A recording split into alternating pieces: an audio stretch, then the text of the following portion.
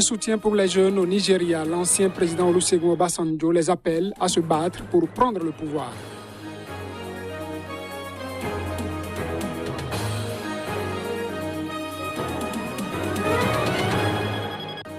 Ce sera sans l'opposition, la prochaine présidentielle au Djibouti. L'opposition la bouse pour, dit-elle, des conditions de transparence non remplies.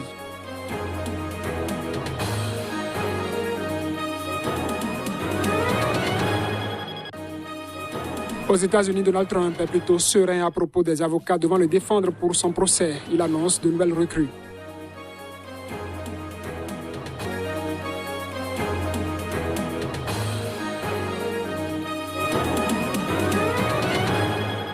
Et voilà pour les grands titres à développer dans ce journal, mesdames, messieurs. Bienvenue. Nous l'ouvrons par le Djibouti. L'opposition ne présentera pas de candidat à l'élection présidentielle. Elle considère que les conditions techniques et politiques ne sont pas réunies pour des élections transparentes et accuse la Commission électorale nationale indépendante d'incompétence. Le mot d'ordre de l'opposition djiboutienne est clair. Boycott du scrutin et mobilisation populaire. Les manifestations régulières ont déjà commencé dans la rue. La coalition Union pour le Salut National, USN, et le RAD de l'ancien maire de Djibouti, Abdourahmane Guelleh, considèrent que les conditions techniques et politiques ne sont pas réunies pour des élections transparentes. Le MRD de Daher Ahmed Farah, de son côté, n'est toujours pas reconnu légalement, malgré le soutien de l'ONU. La CENI qui devrait contrôler ces élections n'existe pas. C'est une CENI constituée à majorité de membres du gouvernement et donc elle n'est pas indépendante, elle est à la solde du régime. Il n'y a pas d'élection honnête et transparente à Djibouti, a avancé le président de la coalition USN. Du côté du RAD, les électeurs ne sont pas appelés au boycott, mais plutôt à glisser un bulletin blanc ou nul, une fois dans l'isoloir. Un média tigréen en ligne a diffusé ce week-end un enregistrement audio attribué au président déchu de la région éthiopienne du Tigré, Debretsion Gebremichael, renversé par l'armée fédérale en novembre, l'enregistrement dans lequel il appelle les Tigréens à la lutte armée. S'il est authentique, c'est la première déclaration publique en près de 2 mois pour le président déchu, en fuite depuis la prise de la capitale régionale Mekele par les troupes éthiopiennes le 28 novembre. Dans cet enregistrement audio d'une vingtaine de minutes diffusé samedi soir via Tigray Media House, média tigréen en ligne hébergé aux États-Unis, l'homme présenté comme Gebremichael affirme s'exprimer depuis la terre tigréenne où le noyau de la résistance contre l'invasion s'organise. Je vous appelle, où que vous soyez, à vous organiser, à combattre, à faire en sorte que ceux qui ont atteint l'âge d'aller au combat le fassent et ainsi réduire la durée de vie de l'ennemi. Lance-t-il aux Tigréens 6% de la population éthiopienne. Prix Nobel de la paix 2019, le Premier ministre éthiopien Abiy Ahmed a lancé le 4 novembre une opération militaire contre les forces de Front de libération du peuple du Tigré, TPLF, parti qui dirigeait la région et défiait l'autorité du pouvoir fédéral depuis des mois. Il admet la domination militaire temporaire des forces fédérales, mais réaffirme qu'elle repose sur le soutien d'armées extérieures, dont celle de l'Érythrée voisine. Une présence niée par l'Éthiopie, malgré de nombreux témoignages en ce sens. Les autorités éthiopiennes ont proclamé la fin du conflit le 28 novembre et décrit les combats postérieurs comme des opérations mineures de traque des ex-dirigeants tigréens, dont le leader en exil, en niant la capacité du TPFL à mener une insurrection armée. Une réunion du comité de suivi de l'accord de paix d'Alger est annoncée à Kidal. Une première depuis la signature de l'accord en 2015 entre les belligérants maliens. La rencontre réunira plusieurs diplomates africains et européens dont les pays sont membres du comité. Plus de détails à travers cet élément. Les signataires de l'accord de paix d'Alger veulent aborder les sujets essentiels afin de faciliter son application jusque-là faible. La dernière rencontre de septembre 2019, une rencontre du comité de suivi de l'accord de paix d'Alger, CSA prévue à Kidal, cette ville malienne toujours aux mains des ex-rebelles, avait été annulée au dernier moment, ce qui a fortement déplu aux hommes forts de la ville. Cette fois-ci, les principaux membres du CSA, les groupes armés et la partie gouvernementale ont donné leur accord. Les autorités civiles et militaires de la transition ne le cachent pas. Elles veulent désormais avoir des relations décomplexées avec les groupes armés impliqués dans le processus de paix. Le CSA regroupe, outre les groupes armés signataires de l'accord de paix d'Alger, la partie gouvernementale, mais également des représentants de pays voisins du Mali, ainsi que ceux des pays européens comme la France et les États-Unis, ou encore le représentant de la mission de l'ONU au Mali. Sur place, parmi les sujets qui seront abordés figure celui du MOC, le mécanisme opérationnel de coordination, l'embryon de la future armée malienne. Les unités du MOC sont composées de militaires, de l'armée régulière et des rebelles proches ou non du gouvernement. Certains sont déjà à Kidal. Ils sont stationnés dans un camp militaire alors que la ville est toujours sous le contrôle de l'ES Rébellion. Olusegun Obasanjo, président de la République fédérale du Nigeria pour 2 mandats successifs, soit de 1999 à 2007, s'est adressé à la jeunesse. Il l'appelle à agir afin de prendre le pouvoir. L'ancien président nigérian Olusegun Obasanjo a invité les jeunes à prendre le pouvoir des mains de la vieille génération.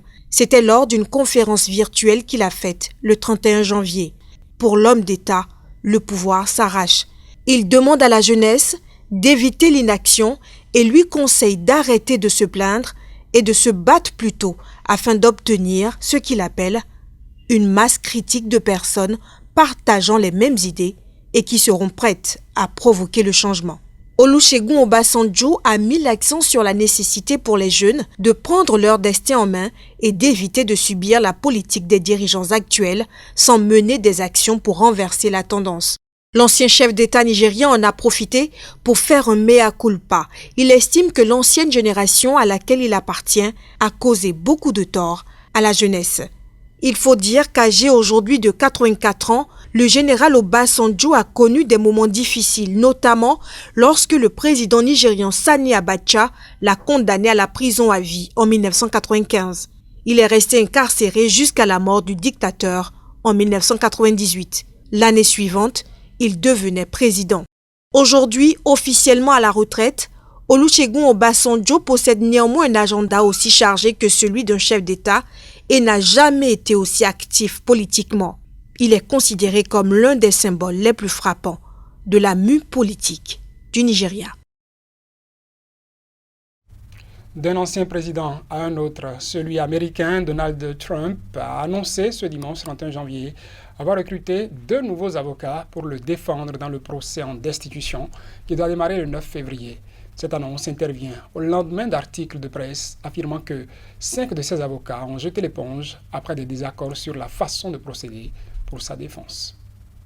David Schoen et Bruce Castor Jr. sont les nouveaux avocats choisis par l'ancien président Donald Trump pour sa défense. Donald Trump souhaitait que ses avocats continuent à plaider la thèse d'une fraude massive lors de l'élection présidentielle qui a conduit à la victoire du démocrate Joe Biden. Pas question pour le milliardaire de se concentrer sur la légalité de poursuites à l'égard d'un président n'étant plus en fonction, a rapporté CNN, précisant que l'ex-président était peu enclin à en discuter. Le procès de Donald Trump pour incitation à l'insurrection après l'occupation du Capitole le 6 janvier dernier par des partisans de l'ancien chef de l'État doit débuter le 9 février. Mais avec seulement 5 sénateurs républicains prêts à se joindre aux 50 sénateurs démocrates pour considérer que le procès doit avoir lieu, la majorité des 2 tiers requise pour aller de l'avant, soit 67 sénateurs,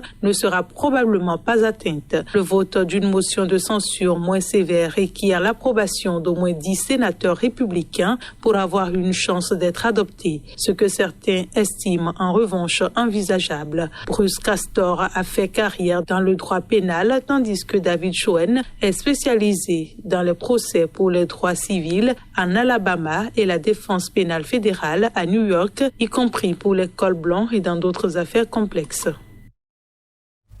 En Birmanie, la mise à l'écart de l'armée dans la gestion de l'État était devenue insupportable pour les généraux. L'armée, les militaires se sont emparés ce lundi du pouvoir à travers un coup d'État. La chef du gouvernement Aung San Suu Kyi est arrêtée et l'état d'urgence instauré. Reportage. C'est un retour à la case départ. Il y a tout juste 10 ans, la Birmanie sortait d'un régime militaire au pouvoir pendant presque un demi-siècle. Mais ce lundi, les militaires se sont de nouveau emparés du pouvoir. Alors que les rumeurs de coup d'État se renforçaient ces derniers jours, Aung San Suu Kyi avait laissé un message à la population diffusé ce lundi par le président de son parti sur les réseaux sociaux dans lequel elle exhortait les Birmans à ne pas accepter ce putsch. Mais cela n'aura pas suffi. L'armée est désormais aux commandes. La prix Nobel de la paix a été d'ailleurs arrêtée tôt dans la matinée, ainsi que le président de la République est détenu à la capitale du pays. Les militaires accusent la commission électorale de ne pas avoir remédié aux énormes irrégularités qui ont eu lieu, selon eux, lors des législatives de novembre, remportées massivement par la Ligue nationale pour la démocratie, le parti d'Aung San Suu Kyi au pouvoir depuis les élections de 2015. L'armée occupe l'hôtel de ville et l'accès à son aéroport international était bloqué par les militaires. Ce coup d'État intervient alors que le Parlement issu des dernières législatives devait entamer sa première session ce lundi. Le putsch est immédiatement condamné par plusieurs capitales étrangères. Les États-Unis et l'Australie appellent à la libération immédiate des dirigeants arrêtés et au rétablissement de la démocratie. Le secrétaire général de l'ONU, Antonio Guterres, a quant à lui condamné fermement des développements qui portent un coup dur aux réformes démocratiques. Et ça va être tout pour ce journal. Mesdames, Messieurs, merci pour votre attention.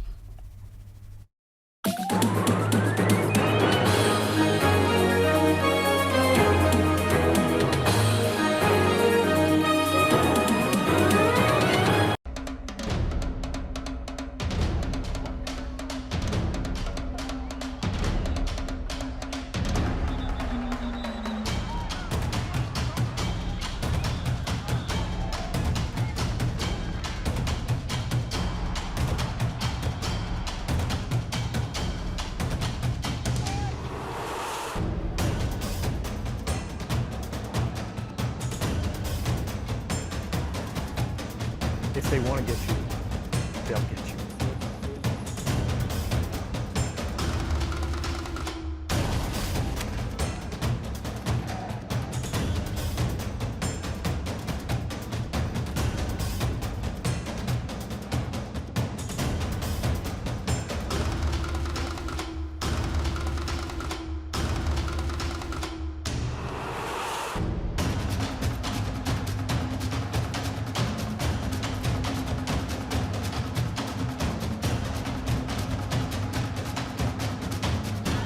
Restez informés à chaque instant